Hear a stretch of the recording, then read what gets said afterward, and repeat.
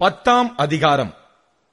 மெய்யாகவே மெய்யாகவே நான் உங்களுக்குச் சொல்லுகிறேன், ஆட்டுத் தொழுவத்துக்குள் வாசல் வழியாய் பிரவேசியாமல் வேறு வழியாய் ஏறுகிறவன் கள்ளனும் கொள்ளைக்காரனுமாயிருக்கிறான். வாசல் வழியாய் பிரவேசிக்கிறவனோ ஆடுகளின் மேய்ப்பனாயிருக்கிறான்.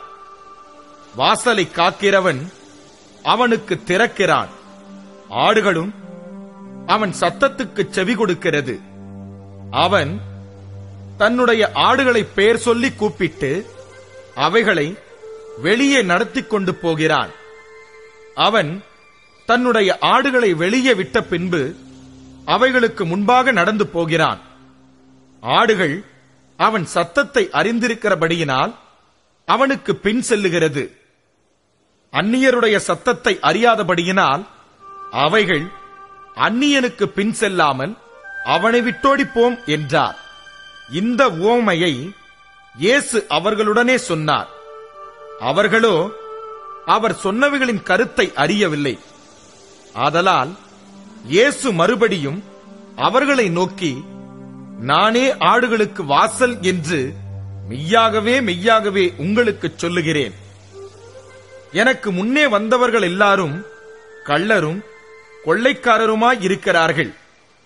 ஆடுகள் அவர்களுக்கு செவி கொடுக்கவில்லை. நானே வாசல். என் வழியாய் ஒருவன் உட்பிரவேசித்தால் அவன் ரட்சிக்கப்படுவான். அவன் உள்ளும் புறம்பும் சென்று மேய்ச்சலை கண்டடைவான். திருடன் திருடவும் கொல்லவும் அழிக்கவும் வருகிறானேயன்றி வேறொன்றுக்கும் வரான். நானோ அவைகளுக்கு ஜீவன் உண்டாயிருக்கவும் அது பரிபூரணப்படவும் வந்தேன்.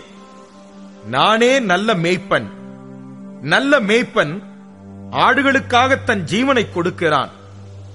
மேய்ப்பனாயிராதவனும் ஆடுகள் தனக்கு சொந்தமல்லாதவனுமான கூலியாள் ஓனாய் வருகிறதைக் கண்டு ஆடுகளை விட்டு ஓடிப்போகிறான்.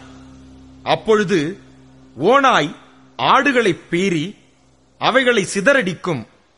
கூலியாள் கூலிக்காக வேலை செய்கிறவனாகையால் ஓடிப்போகிறான். ஆடுகளுக்காக அவன் கவலைப்படான். நானே நல்ல மேய்ப்பன்.